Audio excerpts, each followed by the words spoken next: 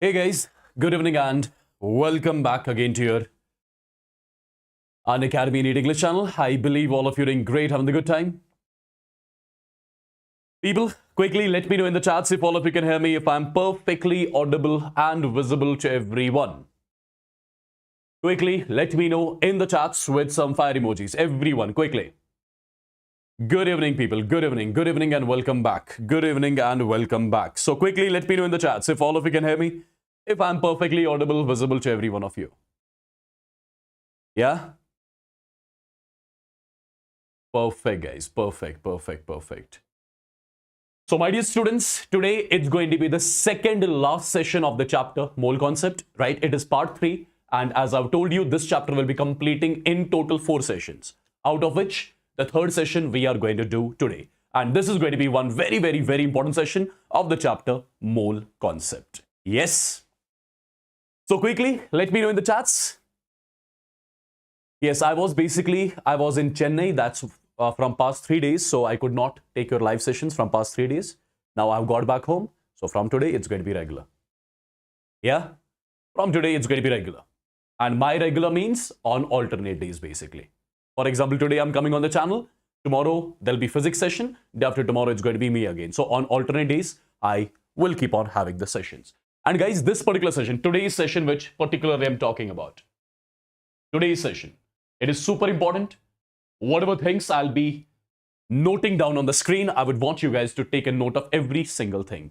But before starting, can you let me know in the chats if all of you can hear me properly? Because I can see some of the students are saying there's a voice issue. Is it?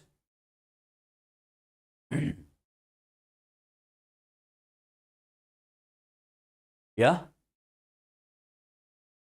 Am I like perfectly audible to everyone?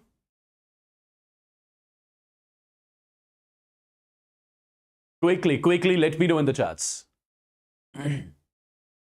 Quickly, let me know in the chats. Yes, Mehran, we can do that. All right, people. Perfect. So, our today's first topic, which we are going to start with, that is going to be stoichiometry. That is going to be stoichiometry. One of the super important topics of this particular chapter, because, you know, this particular topic, it is related to all the chapters of your physical chemistry. Okay, so let's try to make this particular concept very strong.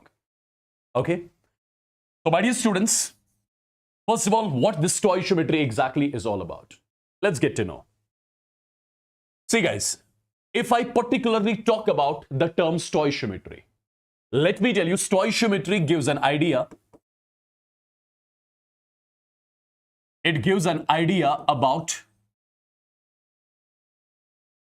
the measurements. It gives the idea about the measurements of the amounts of reactants and products. Of reactants and products in a chemical reaction. In a chemical reaction. Now, what does that mean? What does that mean?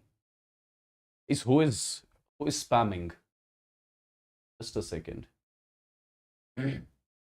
Okay. Perfect. So let's get to know what exactly it means. What exactly this stoichiometry is all about. Let's try to understand and let's try to get this concept in depth from one chemical reaction. Okay? Try to understand, people. Try to understand. For example, I'm writing a reaction over here. Let's say the reaction is like this. N2 gas plus H2 gas. It gives what? It gives NH3 gas. This is one general reaction which I've taken into consideration. One general reaction. Okay. My dear students, the first question which I ask you, is this reaction balanced or not? The reaction is not at all balanced. It is not balanced yet. And if the reaction is not balanced, so let's do one thing. Let's try to balance this particular reaction first. Let's try to balance this particular reaction first. And when you balance this reaction, this becomes 3 times, this becomes 2 times, and this becomes 1 over here. Right? So I have balanced this particular chemical reaction over here. Now, my dear students, after balancing this reaction, let me tell you this 1, 3, and 2. This 1, 3, and 2, what do I call them? This 1, 3, and 2, I will be calling them as the stoichiometric. I will be calling them as the stoichiometric coefficients. And let me tell you, these stoichiometric coefficients, I will be treating them directly as moles. These stoichiometric coefficients, I'll be treating them directly as moles. What does that mean? Let's try to understand. My dear students, see what kind of information these stoichiometric coefficients are going to give us. Look at it carefully. See what kind of information we are going to get from the stoichiometric coefficients of reactants and products over here. I would say from the stoichiometric coefficients, what kind of information we are getting? Information number one. Information number one. From the stoichiometric coefficients, I'm getting to know that 1 mole N2 completely reacts with 3 moles of H2 and produces 2 moles of NH3. This is the information which I got from the stoichiometric coefficients over here. From the stoichiometric coefficients, I got to know 1 mole of N2 completely reacts with 3 moles of H2 and produces 2 moles of NH3. Now, my dear students, think logically. We got to know 1 mole of N2 reacts with 3 moles of H2. By chance, if you will be having 2 moles of N2, can you let me know with how many moles of H2 2 moles of N2 are going to react? You can check that. Right? See, 1 mole of N2 reacts with 3 moles of H2. Correct? So I can say 2 moles of N2 will be reacting with 6 moles of H2. As simple as that. Right? Simple. Just multiply this statement throughout by 2. So 2 moles of N2 reacts with 6 moles of H2 and produces 4 moles of NH3. Right, people? I believe this is clear. So this is the first information we got to know about this reaction from the stoichiometric coefficients. Okay? Now, information number 2. If I ask you, my dear students, what is the molar mass of N2? If I ask you what is the molar mass of N2, you'll directly say it is 28 grams. What does that mean? That means mass of 1 mole of N2 is 28 grams. Right? Look at this statement. Do I have 1 mole of N2? Yes, I have 1 mole of N2. Instead of 1 mole of N2, can I write 28 grams of N2? Yes, I can say that. I can write it. Instead of 1 mole N2, I can write 28 grams of N2. Okay. Now, what is the molar mass of H2? Molar mass of H2 is nothing but 2 grams. What does that mean? That means mass of 1 mole of H2 is 2 grams. But look here logically, do I have 1 mole of H2 or 3 moles of H2? I have 3 moles of H2. If the mass of 1 mole of H2 is 2 grams, therefore, mass of 3 moles of H2 will be 3 2s are 6 grams. So instead of 3 moles of H2, I can directly write 6 grams of H2. Yeah? Now, tell me one thing. What is the molar mass of NH3? Molar mass of NH3, 14 plus 3 comes out to be 17 grams. Molar mass of NH3 is 17 grams. What does that mean? That means mass of 1 mole of NH3 is 17 grams. Now think logically. If the mass of 1 mole of NH3 is 17 grams, what will be the mass of 2 moles of NH3? It has to be 2 multiplied by 17. That means 34 grams. So instead of 2 moles of NH3, I wrote 34 grams of NH3. Right, people? Now, how do you read the second statement over here?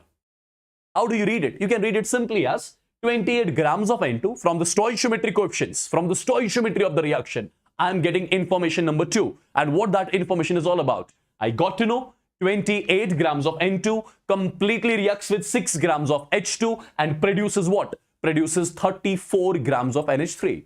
This kind of the information you can only get if the reaction is in balanced format. If you know the reactants and if you know the stoichiometry coefficients of reactants and products in a chemical reaction. I believe this is clear. Okay. Now, people, the third statement which I'm going to write over here. The third statement. Look at the third statement. Third statement I'll be writing in terms of volume. Third statement I'll be writing in terms of volume. Understand? See, now what I'll be exactly doing, I will be treating these stoichiometry coefficients directly as volume. What does that mean? See guys, look at the statement, you'll understand what it means. I can say 1 volume of N2 gas, 1 volume of N2 gas completely reacts with 3 volume of H2 gas and produces what? And produces 2 volume of NH3 gas. Now you must be thinking what this volume is all about. My dear students, instead of volume, instead of this, you can write liters, you can write ml. The choice is all yours. For example, understand? I can write 1 liter N2 gas completely reacts with 3 liters of H2 gas and produces what? And produces 2 liters of NH3 gas, right? Or you can use the same statement in terms of milliliters as well. You can say 1 milliliter of N2 completely reacts with 3 milliliters of H2 and produces what? Produces 2 milliliters of NH3. As simple as that. Right? Now tell me one thing. Whatever statements I wrote over here, let me know whether you can write all these statements for any type of reaction or not. Say yes or no in the chats. These statements which I wrote over here, will you be able to write all these statements for any type of reaction? You should be doing that. You should be in a position to do that. Yeah? All clear? All clear, people? So first statement I wrote directly in terms of moles. Second statement I wrote in terms of mass. Third statement I wrote in terms of volume. In terms of volume. And I want you guys to write all these statements for all the reactions which we will be having in the mole concept. Now, before showing you how this concept is applied, before showing you how do we apply this particular concept in the questions, there are some important reactions which you will frequently see in the chapter mole concept. Some important reactions, okay? Let me first of all give you those important reactions, and after that, we'll see exactly what kind of questions, what kind of patterns of the questions can be asked from the stoichiometry. Okay, first of all, I'm giving you some important reactions over here, which I would want every one of you to remember from now onwards. There are some important reactions which are in stoichiometry, which you will frequently see in stoichiometry. Some important reactions. Take a note of all these reactions because they are super important. Okay. My dear students, the first reaction which I would want you guys to remember from now on. So what is that? What is that? Have a look. The first reaction I'm writing like this. Potassium chlorate, KClO3. KClO3. When you heat up KClO3, imagine that you have got KClO3 in the container, right? And you are heating up KClO3. When you heat up KClO3, it gets converted into KCl, and with that, O2 gas is produced. This is the first reaction which I want all of you to remember. My first reaction which I want all of you to remember. Number 1. Number 2. For example, you have got calcium carbonate. Frequently, you will see this reaction as well. Calcium carbonate, when you heat it up, it decomposes into calcium oxide, and with that, what do we get? We get carbon dioxide gas. This is my second reaction, which I would want every one of you to remember, people. Okay. Reaction number 3. Magnesium carbonate, for example. Magnesium carbonate, upon heating, it gives magnesium oxide, and with magnesium oxide, what do we get? We get carbon dioxide. This is my third reaction, which I would want every one of you to remember. Okay. Fourth reaction. For example, magnesium in presence of HCl. What does it give us? Magnesium in presence of HCl, it gives magnesium chloride, and with that, what do you get? you get hydrogen gas as well. This is one more reaction which you need to remember. For example, you have got aluminium. Aluminium in presence of HCl. What does it give us? It gives us AlCl3, and with that, you get H2 gas as well. This is one more reaction. Similarly, for example, you have got zinc. This reaction you should be able to write on your own. Zinc plus HCl. What does it give us? ZnCl2, and with that, you get H2 gas. Perfect. With that, you get H2 gas. Right, people? You get H2 gas. Similarly, there are some other reactions as well. Right? What are those reactions exactly? My dear students, imagine that you have got an organic compound containing carbon and hydrogen. Imagine that you have got an organic compound containing what? Containing carbon and hydrogen. Imagine that you are doing its combustion. Imagine that you are doing its combustion. First of all, remember one thing. Combustion of organic compound, right? Involving carbon and hydrogen. It always leads to the formation of carbon dioxide. And with carbon dioxide, you write water as well. Okay? If it is methane, ethane, propane, ethene, whatever, any hydrocarbon, any organic compound containing carbon, hydrogen, upon combustion, it always leads to the formation of carbon dioxide. And with carbon dioxide, what do we get? We get water as well. Okay? Now, people, there is a particular way of balancing this reaction. There is a simple way of balancing this reaction, which I would want you guys to remember as well. See, how do we balance this sort of a reaction? How many carbon do we have here? We have got X carbon atoms. So take this X, make it stoichiometric coefficient here. What just happened? Just a second. Just a second, people. This is carbon dioxide plus water, right? So what I was trying to say is, how many carbon atoms do you see here? X. So make this X as the stoichiometric coefficient here. How many hydrogen atoms do we have here? Y. Make Y by 2 as the stoichiometric coefficient here. Right? Make Y by 2 as the stoichiometric coefficient here. Similarly, what will be the stoichiometric coefficient of oxygen? It is going to be X plus Y divided by 4. This is a general way of balancing this reaction. And what is the stoichiometric coefficient of this? It is 1. For example, people, remember this, okay? Frequently, I'll be using this particular thing, right? All the time, I'm not going to explain how I balance the reaction. Understand? For example, if X is, for example, 3, let's say Y is 8.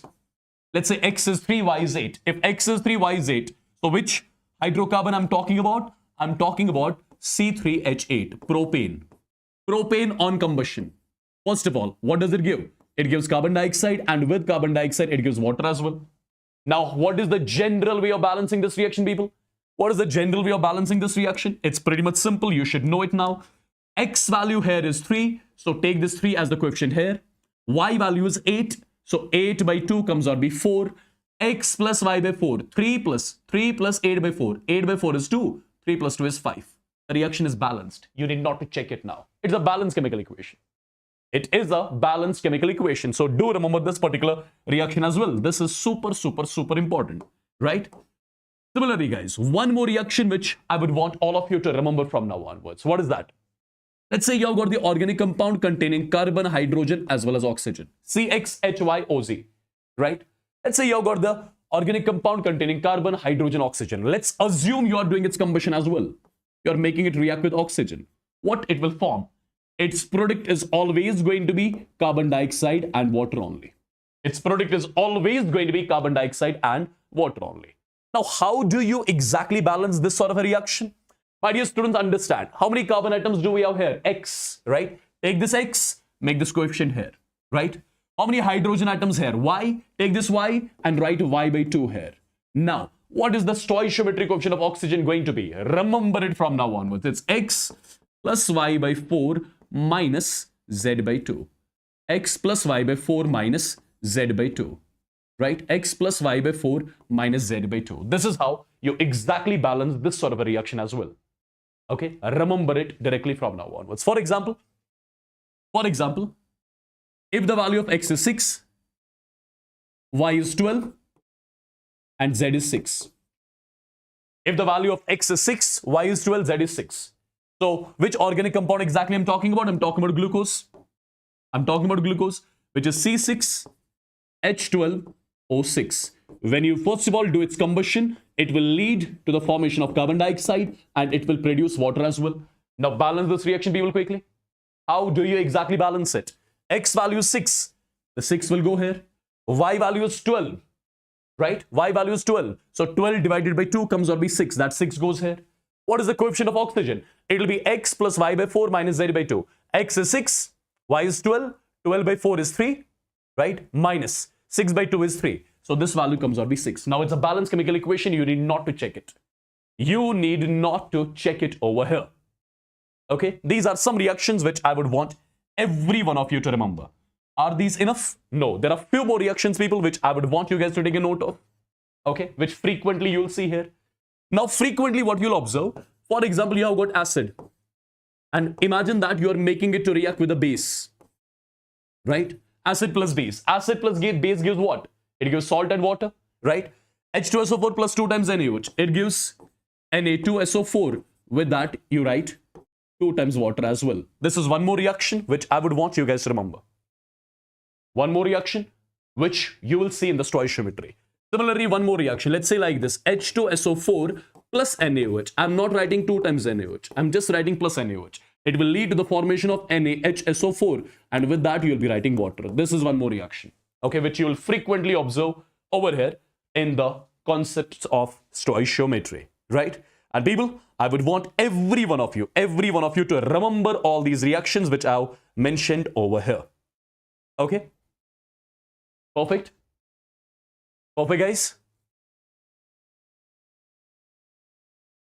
Why only these reactions? Because these are the reactions which you will frequently see in the stoichiometry. You will frequently see all these in the stoichiometry. Okay? Now, let's exactly see how the concepts of stoichiometry, how the questions are asked. I'll exactly start from the basic question, right? And slowly, we'll scale up the things. I'll start from the basic question over here. And slowly, we'll scale up the things. Perfect. But till now, let me know, is everything clear? Are all the things clear? Are all the things clear? Quick. Quick, people, everyone. I want every one of you to write it in the chats.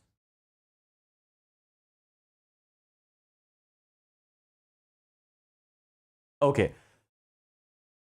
One reaction which I would want you guys to write as well, then we'll go to the questions. Okay? Then we'll go to the questions. One reaction which I would want you guys to write. This you will also see in this chapter frequently. BaCl2 plus Na3PO4. Is this visible on the screen? Let me check. I think yes, yeah? The reaction is visible. BaCl2 plus Na3PO4, it gives Ba3PO4 whole twice. And with that, you'll be writing NaCl as well. This is one more reaction which you will frequently see in this particular chapter. Perfect. So people, let's try to understand what kind of questions can be asked, right, in the stoichiometry part. Just a second. Just a second, people. Just a second.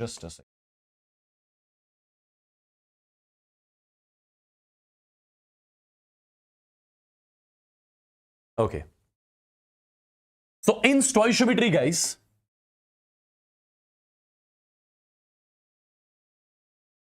the first method which we are going to discuss.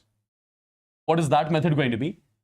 That is going to be the first method which we are going to discuss in stoichiometry. And I would say 99% of the questions you will use this method only, right? That is the mole method. That is the mole method. In order to solve the questions based on stoichiometry, I can use many methods, right? One by one, I'll show you them. So first, I'll be discussing what? First of all, I will be discussing which method? I'll be discussing the mole method. Perfect. Now, what do we have to do in the mole method? There are few points which I would want you guys to remember. The first point in the mole method is going to be, you are going to convert the given quantity. Whatever is given to us as per the question, convert the given quantity into moles. Right? Convert the given quantity into moles. This is always going to be your first step. Convert the given quantity into moles. Number one. Number two, balance the reaction. Balance the reaction, right? You cannot solve the questions of stoichiometry without balancing when it comes to the mole method, right? So first, balance the reaction, convert the given quantity to number of moles. then, remember these things. I'll show you its application in a while. Remember these things. In the reaction, you have to deal with two components. In the reaction, you have to deal with two components, right? Two components you have to deal with in a reaction. Number one, the one whose data is given, and the one whose data is to be calculated.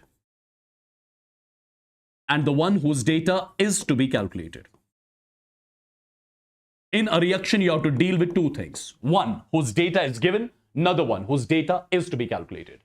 And do remember, the one whose data is to be calculated, that always has to be on the right side. What does that mean? Let's try to understand it one by one in the form of questions. One simple question I'm starting with.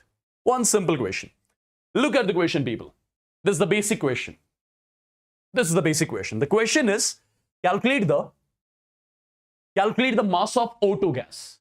Calculate the mass of O2 gas produced on heating 12.25 grams of KClO3. So as per the question is concerned, we are going to heat up 12.25 grams of KClO3. We are going to heat up 12.25 grams of KClO3. Now you know it, people. When we heat up KClO3, what do I get? We get, first of all, KCl, and with KCl, what do we get? We get O2 gas as well. This is the reaction which happens when we heat up KClO3. This is the reaction which takes place. When you heat up KClO3, which gas is produced? O2 gas is produced. Now, as per the question is concerned, how many grams of K2CO3 are we going to heat up? We are going to heat up 12.25 grams of KClO3. And upon heating 12.25 grams of KClO3, what mass of O2 gas is produced? What mass of O2 gas is produced? This is the question. So, I would say this KClO3 is the one whose data is given, and this oxygen is the one whose data is to be calculated, right? So in the reaction, I've got nothing to do with this KCl. Now, since we are solving the questions with the help of which method? We are solving the questions with the help of mole method. In the mole method, what is the first thing? Balance the reaction. Is the reaction balanced? No. Let's try to balance the reaction. This has to be 2 times. This has to be 2 times. This has to be 3 times. The reaction is balanced. After balancing the reaction, what exactly am I supposed to do? I'm supposed to convert the given quantity into number of moles. Understand what is our given quantity. What are we given with? We are given with mass of substance. We are given with mass of KClO3. What am I supposed to do? I'm supposed to convert the given quantity into moles. So, I'm supposed to convert the mass of KClO3 into the moles of KClO3. So, let me try to calculate the number of moles of KClO3, which will be equal to given mass of KClO3 in grams divided by what? Divided by molar mass of KClO3. Right? Molar mass of KClO3, when you calculate it, it comes out to be 122.5. When you solve this value exactly will come out to be 0.1. Right? So I converted the given quantity into moles. First of all, I balanced the reaction. After balancing the reaction, I converted the given quantity into moles. Now, people, you can say one simple thing. You can say like this. You can say, we are going to heat up 12.25 grams of KClO3. That is one way of saying it. Or you can say that we are going to heat up 0.1 moles of KClO3. The choice is all yours. So one is the same thing. Whether you want to say that we are going to heat up 12.25 grams of KClO3, or you want to say we are going to heat up 0.1 moles of KClO3, it is one and the same. Correct? Now, as I told you, in the reaction, we have to deal with two components. One whose data is given, another one whose data is to be calculated. Right? Now, people, which method we are using? The mole method. So I'll treat the stoichiometry coefficients as moles. Can I say the stoichiometry coefficients are telling me that 2 moles of KClO3. They're telling me that 2 moles of KClO3 upon heating produces 3 moles of O2. Yes, this is something which stoichiometry is telling me, that 2 moles of KClO3 upon heating produces 3 moles of O2. Now think logically. If 2 moles of KClO3 are producing me 3 moles of O2 upon heating, therefore 1 mole KClO3 upon heating produces how much? I'll say 3/2 moles of O2. Yeah, I can say 1 mole of KClO3 upon heating should produce these many moles of O2. Now tell me one thing. Are we heating up only 1 mole of KClO3 or 0.1? We are heating up, we are going to heat up 0.1 moles of KClO3. So I can clearly say 0.1 mole KClO3 upon heating produces 3 by 2 multiplied by 0.1. The value comes out to be 0.15 moles of O2. So what did I calculate? Check it out. What did I calculate? Look at this particular thing. What did I calculate? These are the moles of O2. These are the moles of O2 which are being produced. These are the moles of O2 which are being produced when we heat up 0.1 moles of KClO3. When we heat up 12.25 grams of KClO3. Yeah? Now people tell me one thing. Tell me one thing. Was I supposed to calculate the moles of O2 in the question? No, I'm supposed to calculate mass of O2. We have calculated moles of O2. But what do I need? I need mass. Do you remember how do you convert moles into mass? I'll say mass of O2 produced will be equal to moles of O2 produced multiplied by what? Multiplied by the molar mass of O2, right? So this value is nothing but 0.15. Molar mass of O2 is 32 grams.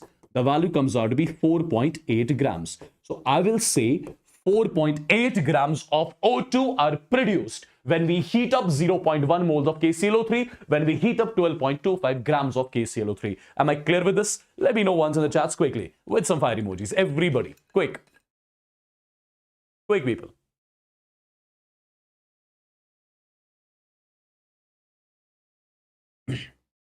Guys, look at one thing. In this question, if you look carefully, whose data I was supposed to calculate? I was supposed to calculate the data for O2. I was supposed to calculate the data for O2.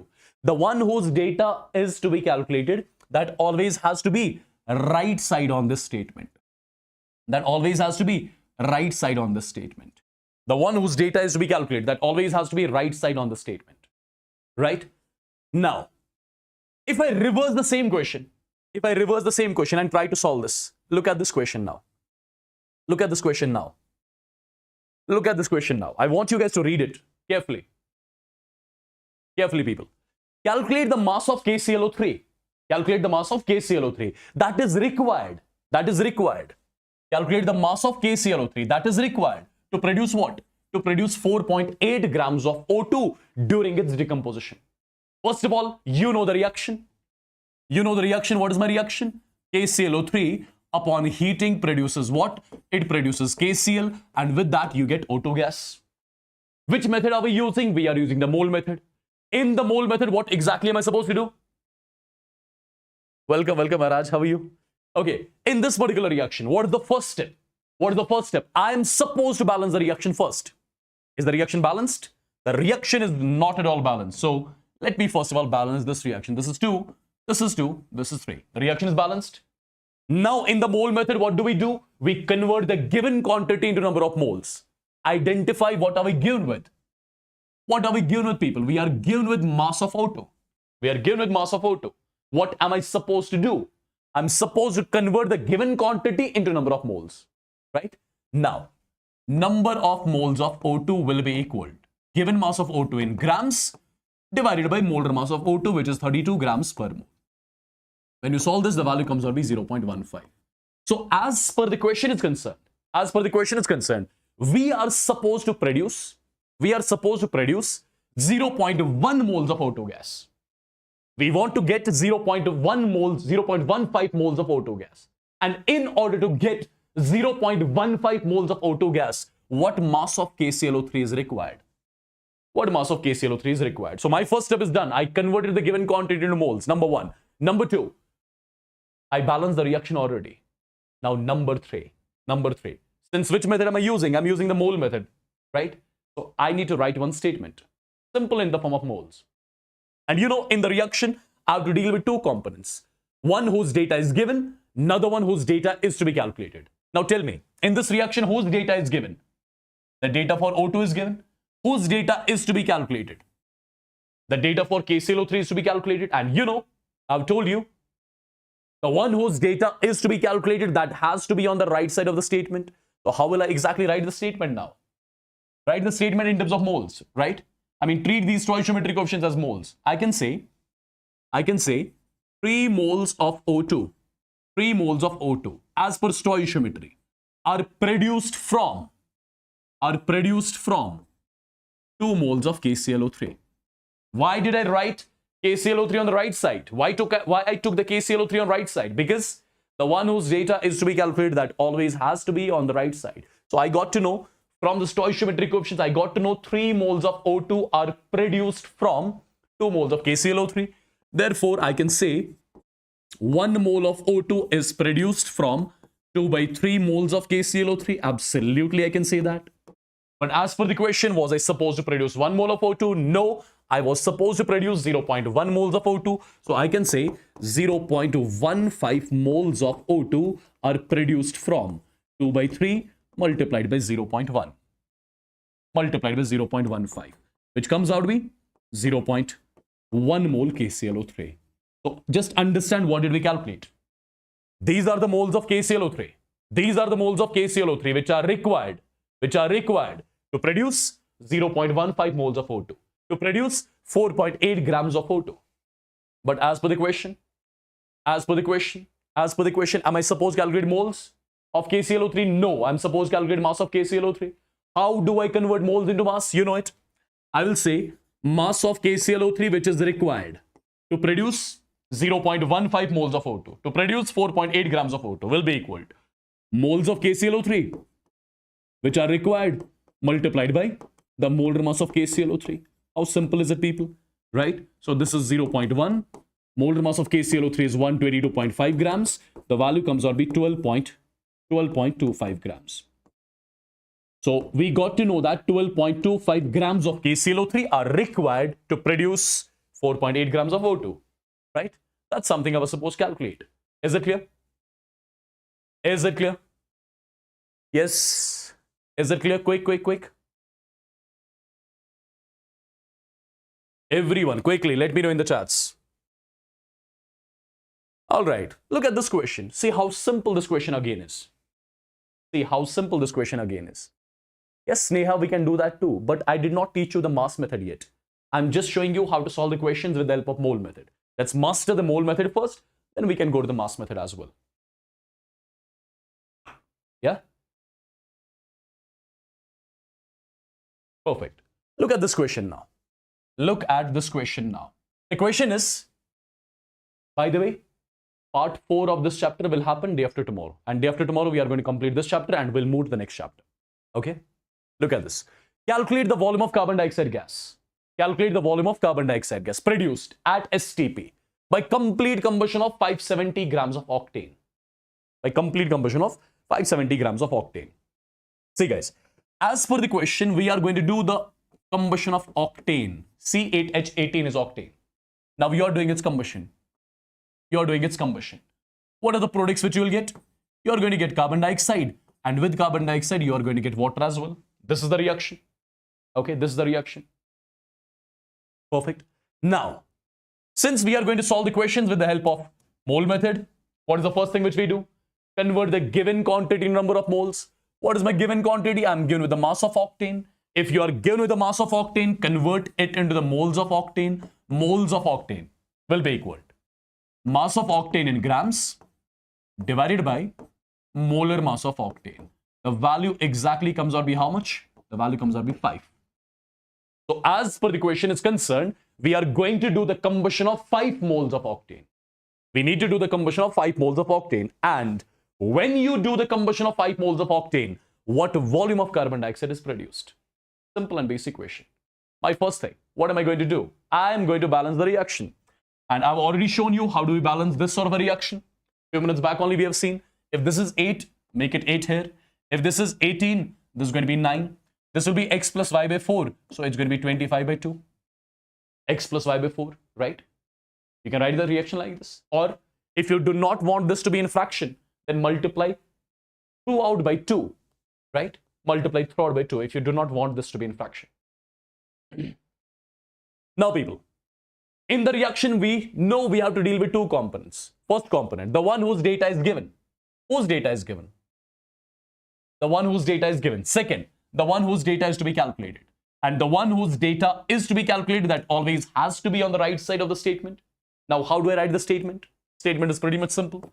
Since we are solving the question with the help of mole method, so I'll consider these stoichiometric coefficients directly as moles. Can I say from the stoichiometry, I'm getting to know that when 1 mole octane undergoes combustion, 8 moles of carbon dioxide are produced?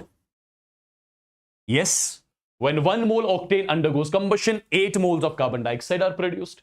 But as per the question, am I going to do the combustion of 1 mole of octane? No way. We have to do the combustion of 5 moles of octane. Now tell me, use your brain exactly. I will say when 5 moles of octane undergoes combustion, how many moles of carbon dioxide? 8 multiplied by 5, value comes out to be 40 moles of carbon dioxide are produced, right? But people, think logically. Am I supposed to calculate the moles of carbon dioxide produced? No. I'm supposed to calculate the volume of carbon dioxide produced. Now the point is, how do you convert moles into volume? How do you do that? How do you convert moles into volume at STP? You just multiply that with 22.4, right? So I'll say volume of carbon dioxide produced at STP will be equal to moles of carbon dioxide produced multiplied by what?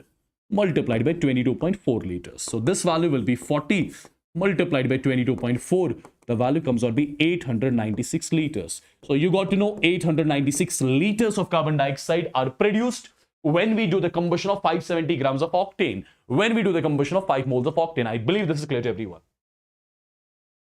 Yeah? Is it clear?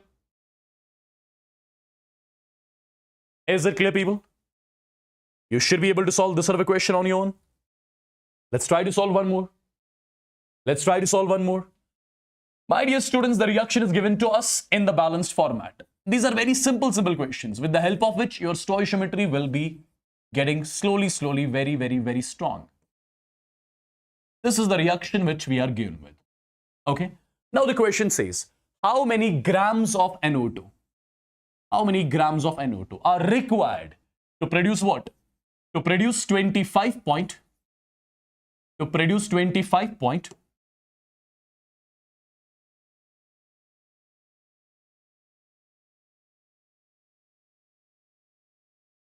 To produce 25.2 grams of HNO3.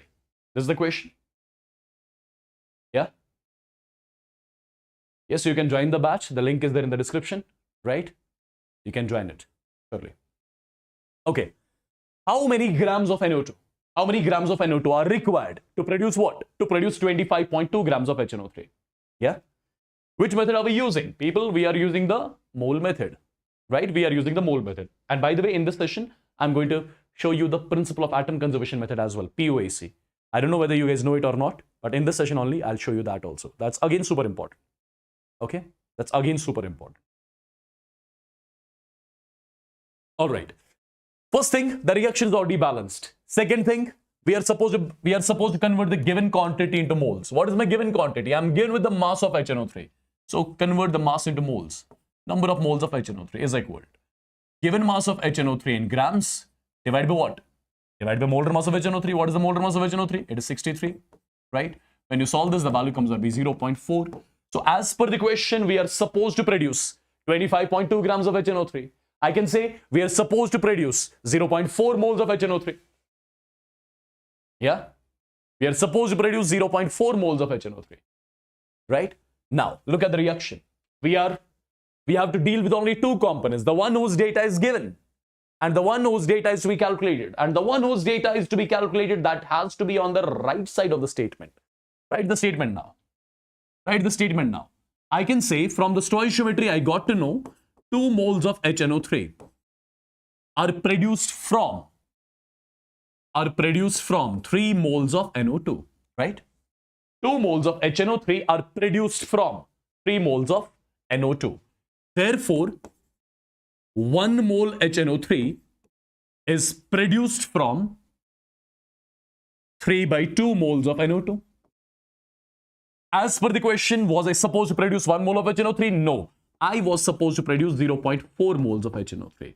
So I got to know 0.4 moles of HNO3 are produced from 3/2 multiplied by 0.4. The value comes out to be 0.6 moles of NO2. So what did I get over here?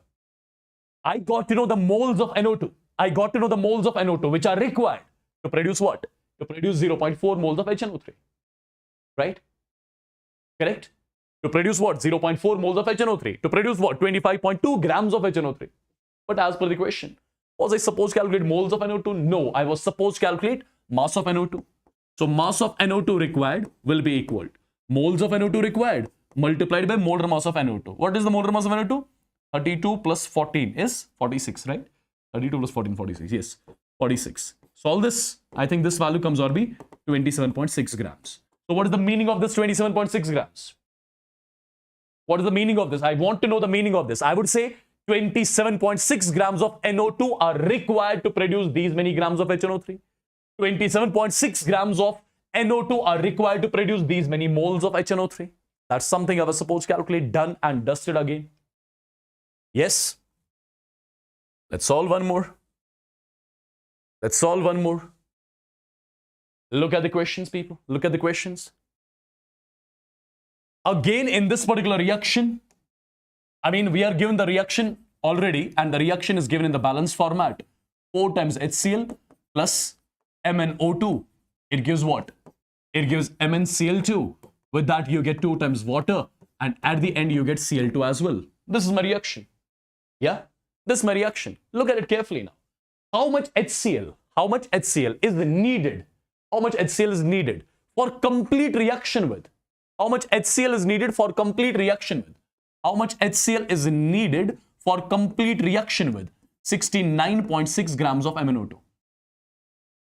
Well, in order to react with 69.6 grams of MnO2, how much HCl is needed? That's the question. What is the first thing? What is the first thing? Balance the reaction. The reaction is already balanced. Second, convert the given quantity into number of moles. I'm given the mass of MnO2. Let's convert this into moles of MnO2.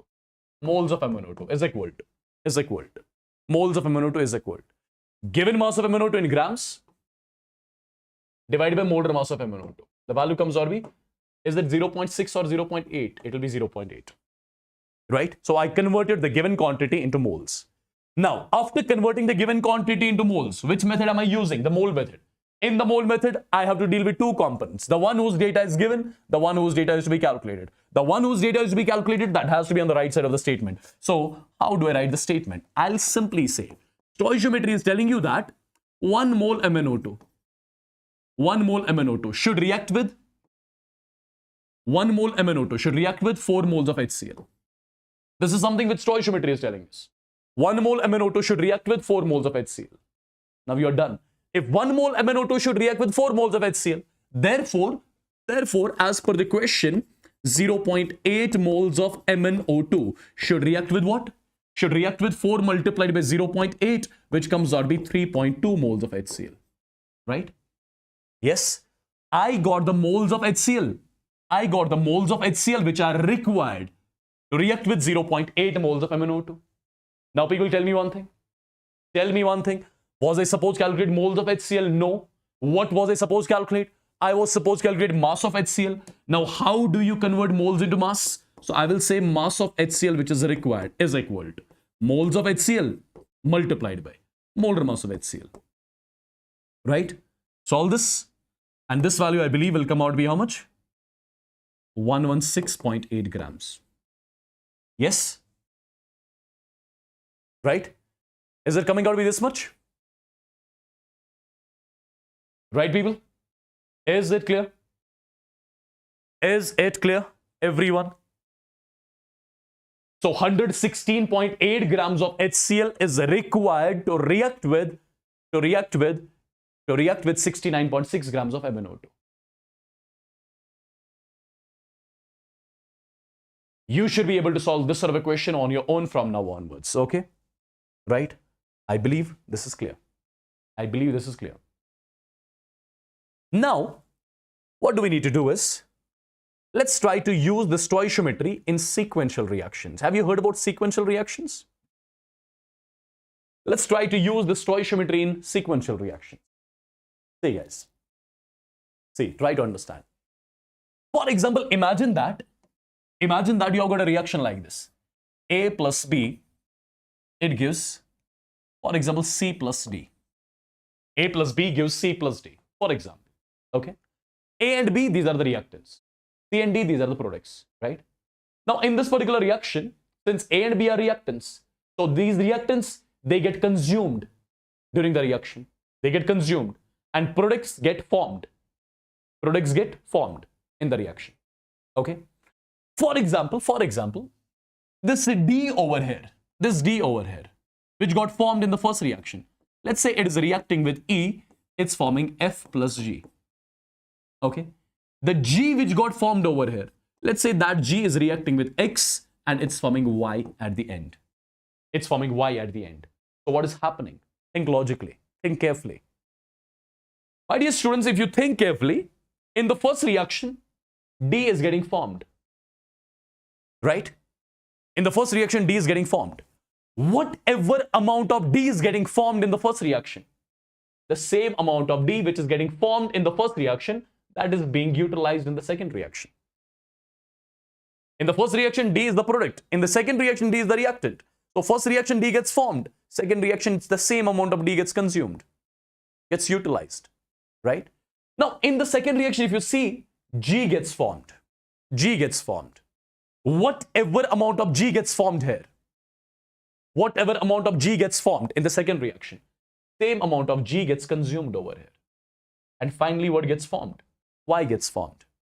Whenever you see this pattern of the reactions, you call it as the sequential reaction. Now, how do you involve stoichiometry in these sequential reactions? Let's try to understand. Let's try to understand. Okay? Let's try to understand. The first question, which we are doing. The first question. My dear students, I'm given with a set of the reactions. I'm given with a set of the reactions. Let me write these reactions again so that it will be properly clear to you. The first reaction is nothing but Cl2 plus 2 times KOH. What does it give me? It gives me KCl. With KCl, you are getting KClO3. And with KClO3, you are getting water. This is my first reaction. Second reaction. 3 times KClO. That gives us what? 2 times KCl plus what? Plus KClO3. Third reaction. 4 times KClO3. That gives me what? That gives me KCl. And with that, you get 3 times KClO4. These are the set of the reactions which are given to me. Yeah, set of reactions. Now, calculate the mass of KClO4. Calculate the mass of KClO4. Calculate the mass of KClO4 formed on starting with 568 grams of Cl2. So you are starting with 568 grams of Cl2, right? You are starting with 568 grams of Cl2 and you need to know how many grams of KClO4 got formed at the end of the reaction. Which method are we using? Which method are we using? Which method are we using? We are using the mole method, right? In the mole method, what do I need to do? Balance all these reactions. Done. Balanced. Balanced, right? After balancing the reaction, what am I supposed to do? Convert the given quantity into number of moles. What is my given quantity? I am given with the mass of Cl2. Convert it into moles. Number of moles of Cl2 will be equal. Given mass of Cl2 in grams divided by molar mass of Cl2. The value comes out to be 8, right? So we are basically starting with 8 moles of Cl2. We are basically starting with 8 moles of Cl2. Now you will tell me, in the reaction, look at reaction number 1 and reaction number 2. Which one is the common component? Common component, if you see, KClO3, just a second. I think there's a mistake. In the first reaction, KClO gets formed. This is not KClO3 here, okay? This is KClO. KClO gets formed. So in the first and the second reaction, KClO is common. In the second and the third reaction, what's common? It's KClO3 which is common, right? Perfect. So can I say, in the first reaction, KClO is being formed. And whatever KClO is formed in the first reaction, the same amount of KClO is utilized here in the second reaction. Because in the second reaction, KClO is acting like the reactant, right? Similarly, in the second reaction, whatever amount of KClO3 gets formed, The entire amount of KClO3 which is formed here in this reaction, that gets utilized here. That gets consumed in the third reaction. Now try to understand how exactly you are going to solve this question. My dear students, stoichiometric coefficient here is 1. Over here it's also 1, right? Stoichiometric coefficient is 1 and 1. Can I say as per stoichiometry, 1 mole Cl2 gives us 1 mole KClO. If 1 mole Cl2 gives us 1 mole KClO, therefore 8 moles of Cl2 should give us 8 moles of KClO, right? So I got to know in the first reaction how many moles of KClO are being formed. 8 moles of KClO are being formed in the first reaction. And whatever moles of KClO are formed here, all these moles of KClO, they will be utilized in the second reaction, right? Whatever amount of KClO got formed, it will get utilized. It will get consumed in the second reaction. How exactly? Have a look. Stoichiometric coefficient here is 3. Here it's 1. Can I say as per stoichiometry, 3 mole KClO gives us what? Gives us 1 mole KClO3. Right? Therefore, 1 mole KClO should give us 1/3 moles of KClO3. Right? But do we have 1 mole of KClO? No. We have got 8 moles of KClO. So 8 moles of KClO should give us 1/3 multiplied by 8, which comes out to be 8/3 moles of KClO3. So I got to know in the second reaction, 8/3 moles of KClO3 is being formed. Whatever moles of KClO3 are formed here, all these moles of KClO3 will be consumed in the third reaction. Right? Will be consumed in the third reaction. So let me write things over here. Now, the third reaction is telling you, coefficient here is 4, here is 3. The third reaction is telling you 4 mole KClO3 gives us 3 mole KClO4. 3 mole KClO4. Therefore, 1 mole KClO3 should give us how much? 3/4 moles of KClO4. How many moles of KClO3 we have? We have 8/3 moles of KClO3. So 8/3 moles of KClO3 should give us 3/4 multiplied by 8/3. The value comes out to be 2 moles of KClO4. So I got to know at the end of the reaction how many moles of KClO4 are being formed. 2 moles of KClO4 are being formed. Right? You got to know the moles of KClO4 formed. But as per the question, was I supposed to calculate moles of KClO4 formed? No. I am supposed to calculate mass of KClO4 formed. How do you convert moles into mass? Multiply the moles by the molar mass, right? So I'll say at the end, mass of KClO4 that gets formed will be equal to moles of KClO4 multiplied by molar mass of KClO4. Molar mass of KClO4 will be 138.5. The final answer comes out to be how much? How much it comes out to be, people? Quickly. It comes out to be, people are saying 267, all right? So 267 grams of KClO4 got formed at the end of the reaction. If this is clear, if you got to know how do we do it, how do we solve these sort of questions, let me know once in the chats so that I'll move on to one more question. Yes?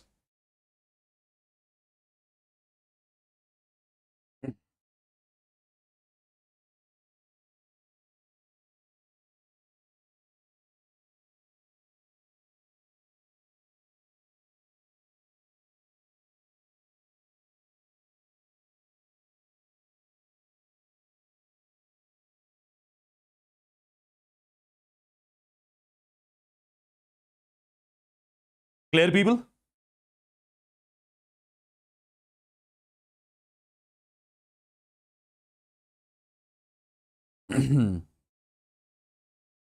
Perfect, guys. Perfect. People are saying 277. Whatever, just solve it and you get it, okay? Whatever is the final answer. If it is 277, write 277 only. No issues. All right, let me solve one similar question so that it becomes properly clear to you. Again, people, we are given 3 reactions, right? We are given 3 reactions. The first reaction is 4 times NH3 plus, I think you can look at the reactions, right? Are these reactions visible to you? I think yes. No need to write them again, yeah? No need to write them again. I think these are visible to you. I think these are visible to you. What is my first step? First of all, balance all these reactions. The reactions are already balanced. The reactions are already balanced. Okay? The reactions are already balanced. Now, second thing, convert the given quantity into number of moles. What is my given quantity? Look at it. I'm given with volume, right? I'm given with volume. I'm given with volume. I'm given with volume of what? I'm given with volume of NH3, right? I'm given with volume of NH3. Okay? Let me just make the calculation a bit easy. Let me make the calculation a bit easy. So I'm erasing this. Let's say I'm starting with 224 liters of NH3. Okay? I just changed a bit. I just changed a bit. I just changed a bit. What is my first step? Convert the given quantity to number of moles. So number of moles of NH3 will be equal to given volume of NH3 in liters divided by what? 22.4 liters. The value comes out to be 10. So we are basically starting with 10 moles of NH3, right? We are basically starting with 10 moles of NH3. Now, if you look carefully, we are starting with 10 moles of NH3. We are starting with 10 moles of NH3. In the first reaction, what is getting formed? NO is getting formed. In the second reaction, NO is getting consumed. In the second reaction, NO2 gets formed. In the third reaction, NO2 gets consumed. And lastly, what is getting formed? HNO3 is being formed. Yes? Right? Now we will look carefully. Look carefully. I'm not using pen paper now. See. Can I say, as per stoichiometry, 4 mole NH3 produces 4 mole NO? Yes. 4 mole NH3 produces 4 mole NO. 1 mole NH3 produces 1 mole NO. 10 mole NH3 produces 10 mole NO. So in the first reaction, you got to know 10 mole NO is getting formed. In the first reaction, you got to know 10 mole NO is getting formed. Now, whatever moles of NO got formed in the first reaction, all these moles of NO will be utilized in the second reaction. Now, you're done almost. 2 moles of NO gives 2 moles of NO2. 1 mole of NO gives 1 mole of NO2. Therefore, 10 moles of NO will give 10 moles of NO2. So you got to know 10 moles of NO2 are being formed here. Now, whatever NO2 got formed in the second reaction, all that will be getting consumed here. So now, it is 3, this is 2. So I'll say, as per the third reaction, 3 moles of NO2 produces 2 moles of HNO3. 2 moles of HNO3. Therefore, 1 mole NO2 will be producing what? 2 by 3 moles of HNO3. 2 by 3 moles of HNO3. Therefore, 10 moles of NO2, 10 moles of NO2 will be producing how much? 2 by 3 multiplied by 10. The value comes out to be 6.66 moles of HNO3. So these are the moles of HNO3 which got formed at the end of the reaction. But as per the question, look at this. As per the question, look at this. Was I supposed to calculate moles of HNO3? No, I'm supposed to calculate mass. How do you convert moles into mass? So mass of HNO3 will be equal to moles multiplied by molar mass, right? Moles multiplied by molar mass of HNO3. Molar mass of HNO3 is 63 grams, right? So solve this, that will be the answer. This is the mass of HNO3 which got formed at the end of the reaction. If I'm clear, let me know once in the chats, quick.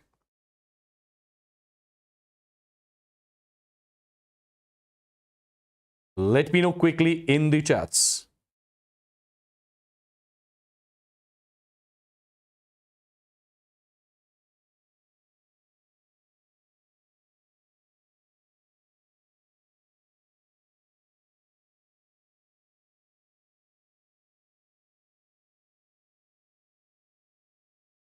Perfect. I believe this sort of a question you can easily solve from now on. Look at one more question, guys. Look at one more question. See, let me write these reactions because I don't think that these reactions will be properly visible to you. The first reaction is CaC2 plus H2O. It gives what? It gives CaO plus C2H2. This is my reaction number 1. Reaction number 2, C2H2 plus H2 gives what? It gives C2H4. Reaction number 3, N times C2H4, it gives what? It gives C2H4. And this is N. You call this product at the end as polyethylene. You call this as polyethylene. Now, as per the question, what are we supposed to calculate? Calculate the mass of polyethylene. That gets formed from 10 kg of CaC2. So you are starting with 10 kg of CaC2. What is my first step? Tell me. Convert the given quantity into moles. So number of moles of CaC2 will be equal to given mass of CaC2 in grams divided by molar mass of CaC2. So we are starting with these many moles. We are starting with these many moles of CaC2, 10,000 by 64, right? Now, people, the stoichiometric coefficient here is 1. The stoichiometric coefficient here is 1. Okay? Try to understand what is the common component in the first two reactions. C2H2, C2H2. What is the common component here in the second and third? C2H4. This is the common component. And what gets formed at the end? Polyethylene gets formed at the end. Now, try to solve the question carefully. You have converted the given quantity into number of moles. Now, coefficient here is 1. Here is 1. So I got to know 1 mole CaC2 gives 1 mole C2H2. 1 mole CaC2 gives 1 mole C2H2, right? Therefore, 10,000 by 64 moles of CaC2 will give 10,000 by 64 moles of C2H2. So these are the moles of C2H2 which got formed in the first reaction. Now, whatever moles of C2H2 are getting formed in the first reaction, all these moles of C2H2 will be consumed here, right? Now check. Coefficient here is 1. Here also it's 1. So you are getting to know 1 mole C2H2 gives 1 mole C2H4. Therefore, 10,000 by 64 moles of C2H2 will give us how much? 10,000 divided by 64 moles of C2H4.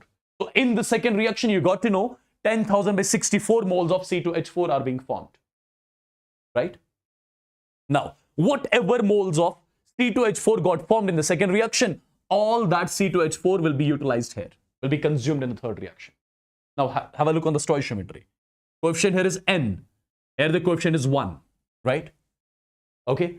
Can I say from the stoichiometry, I'm getting to know, look at the third reaction, I got to know N mole C2H4 produces 1 mole polyethylene.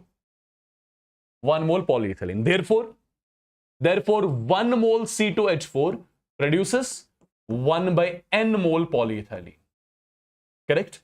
How many moles of C2H4 do we have? 10,000 by 64. So I can say 10,000 divided by 64 moles of C2H4 produces 1 by N into 10,000 by 64. That comes out to be 10,000 divided by 64N moles of polyethylene. So I got to know the moles of polyethylene which are being formed at the end. I got to know the moles of polyethylene which are getting formed at the end. But as per the question, am I supposed to calculate moles of polyethylene? No. I'm supposed to calculate mass of polyethylene. How do you convert moles into mass? Moles of polyethylene multiplied by molar mass of polyethylene. So tell me one thing. How many moles of polyethylene do we have? 10,000 divided by 64N multiplied by. What is the molar mass of polyethylene? What is the molar mass of polyethylene? 12 into 2 is 24. 24 plus 4 is 28. But it won't be just 28. It will be 28N. So multiply it with 28N. N got cancelled. So the final answer will be 28,000 divided by 64 grams. So this is the mass of polyethylene which is getting formed at the end of the reaction, which is something I was supposed to calculate, right? Am I clear with this question? Let me know once in the chats quickly. Am I clear with this question? Let me know quickly in the chats, people. Yes?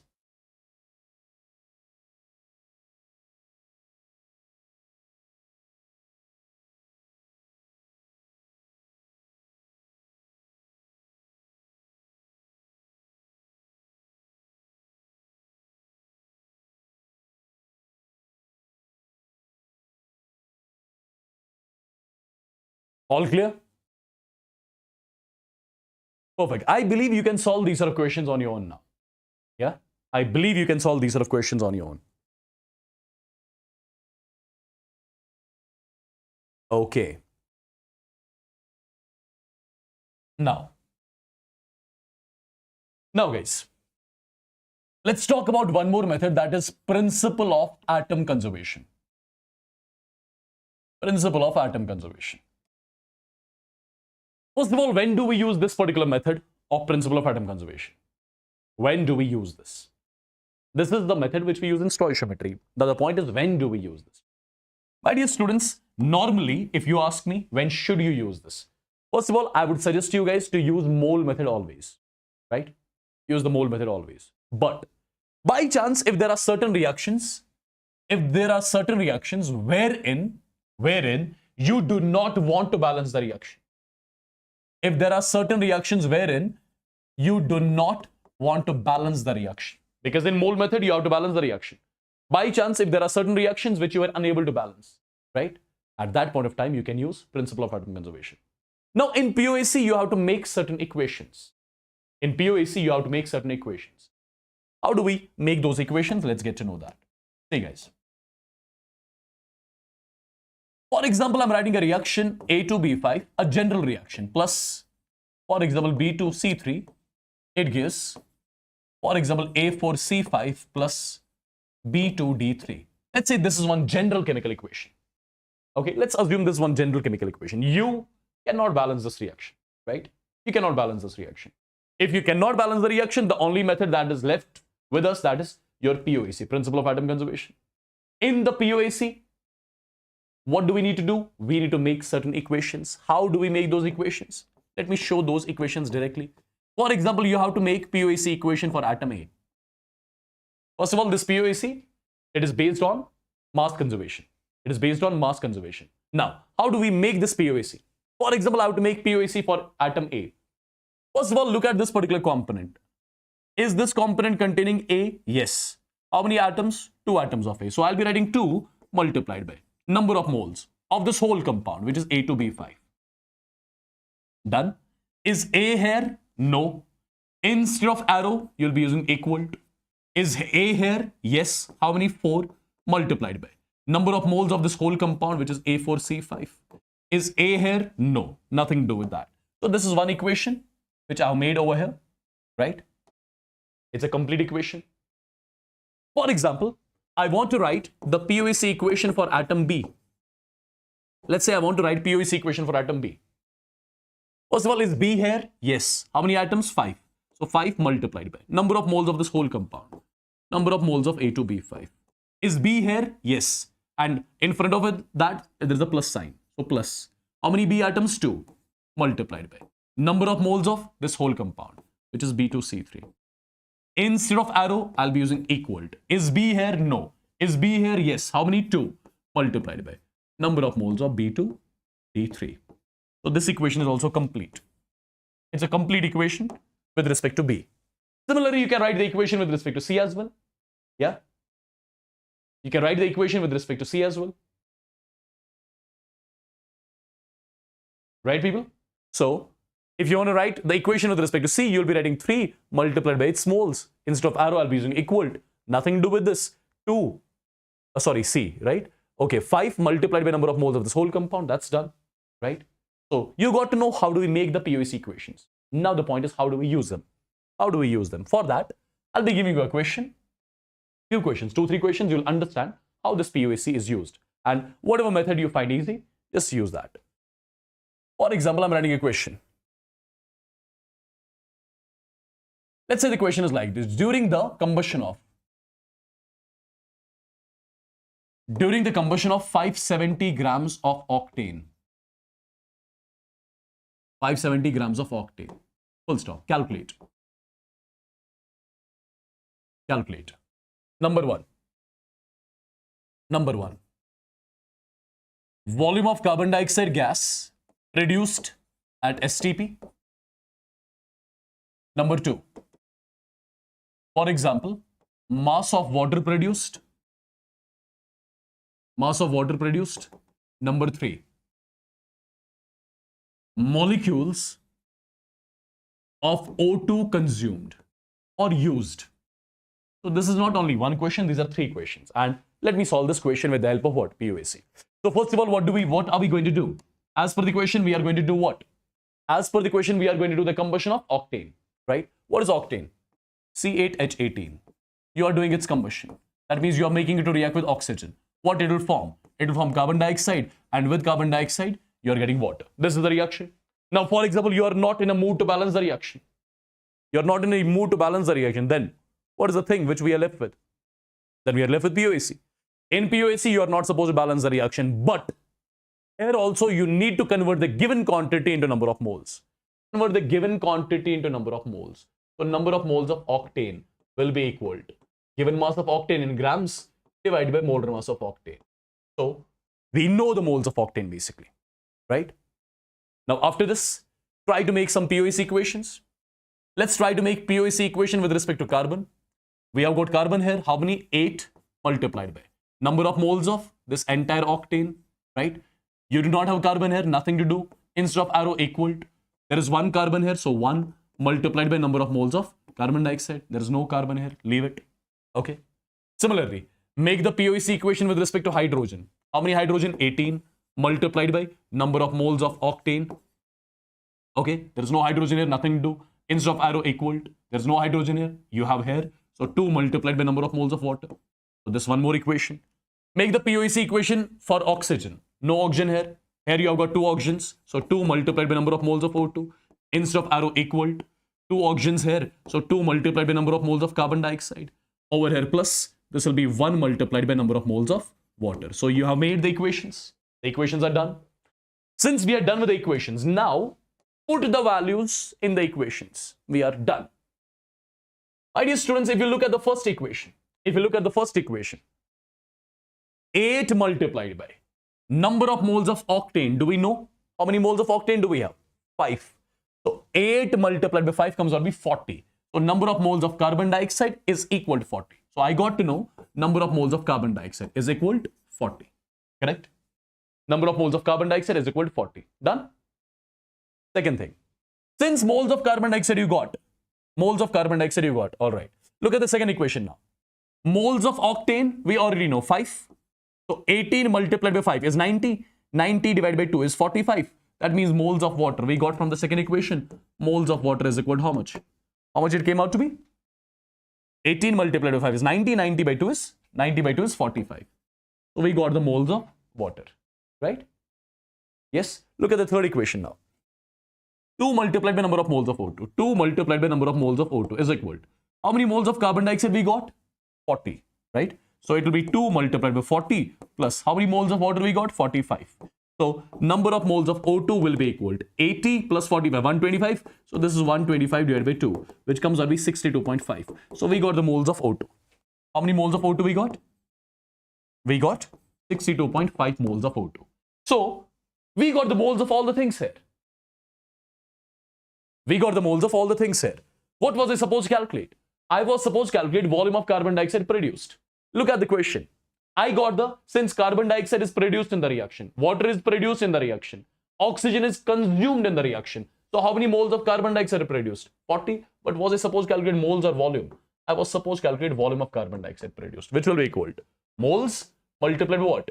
22.4. The value comes out to be 896 liters. So 896 liters of carbon dioxide is being produced at STP. Done? Look at the second one. I got the moles of water produced, but I'm supposed to calculate mass of water produced, which equals to moles of water produced multiplied by molar mass of water. So these many grams of water are produced, right? The third one. I'm supposed to calculate the molecules of oxygen consumed, molecules of O2 used, which will be equal to moles of O2 used multiplied by Avogadro's number. So these many molecules of O2 are used. These were the three things. These were the three questions basically, which is done and dusted. Is it clear? Did you find this method easy? Is it easy, people? Is it easy? I hope you got it.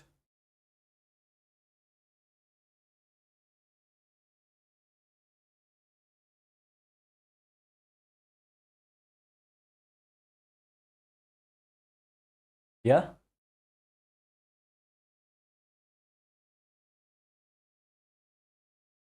Who are these nonsense people in the chats? This is the channel where people come and study. Okay? This is the channel where people come and study. You can go to some other channel.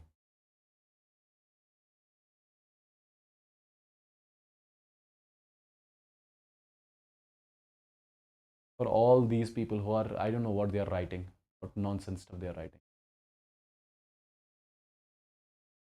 Okay, there are a lot of channels on YouTube. Go to some other channel, talk to people. There is no need to write NEET. Anyways, you are going to do nothing in the NEET examination for sure. The way you are doing things, I'm pretty much sure about that. Go to some other channel. Let people study here.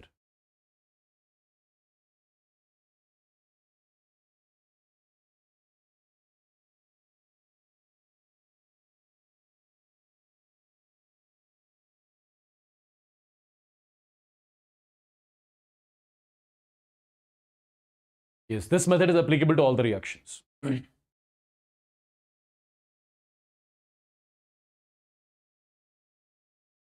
I believe I'm clear with this. Let me move ahead.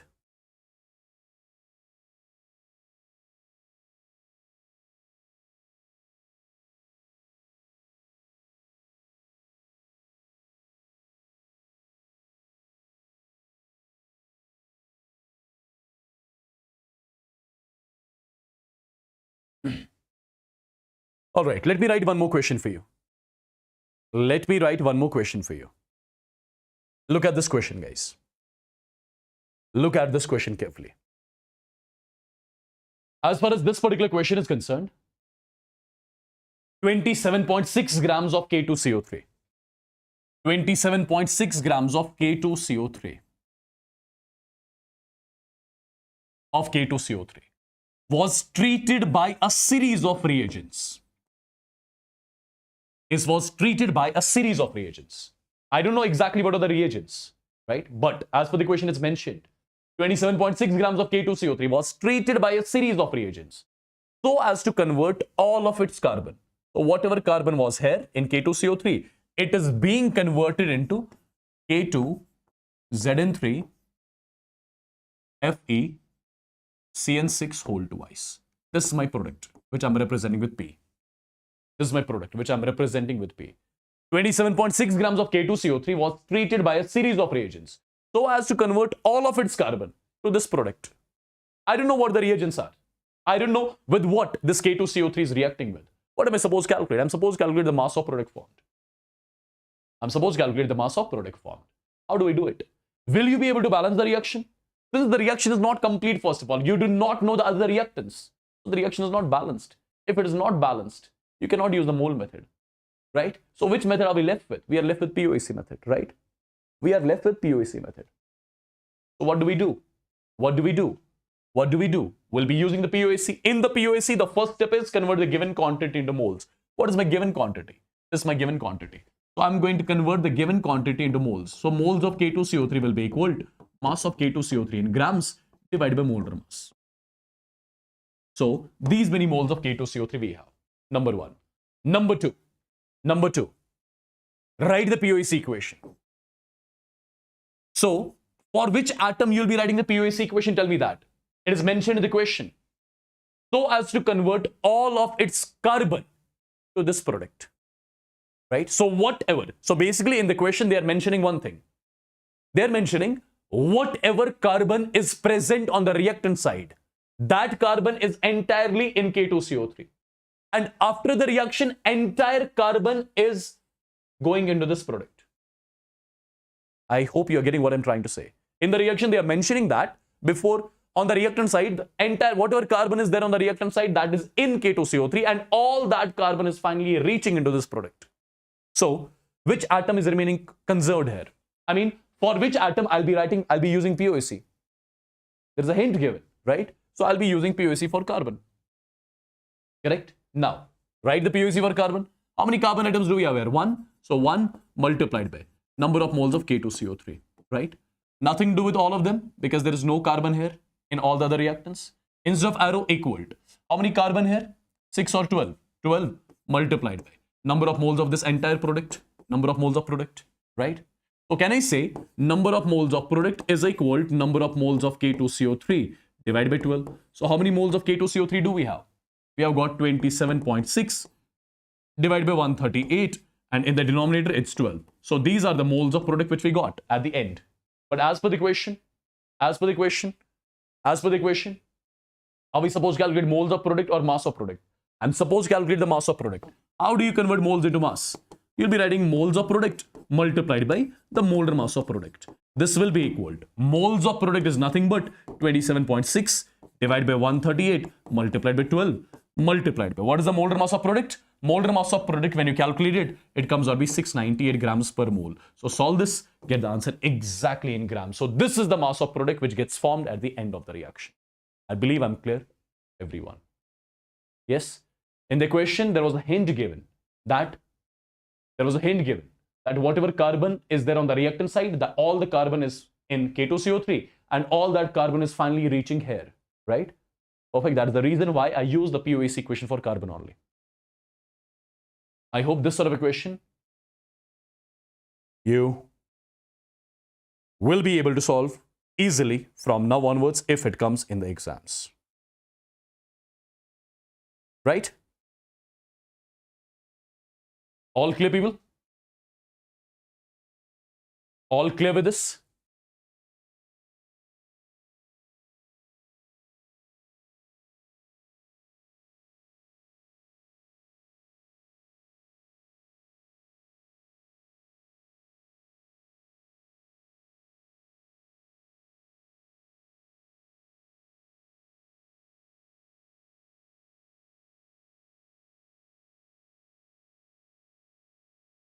Perfect. I think this much is enough for today.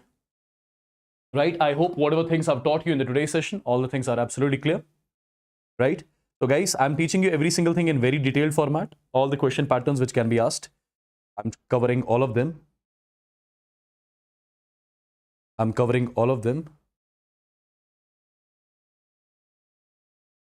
Yes.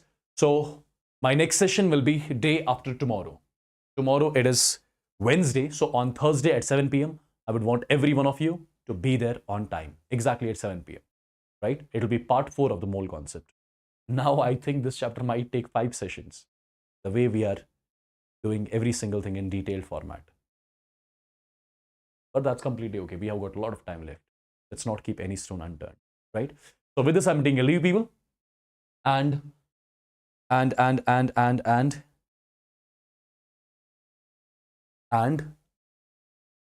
do let me know at the end of the session in the comment section if you actually like the session or not, right? Please come to Coimbatore. Surely I'll come someday to Coimbatore as well. This titration is there in the syllabus.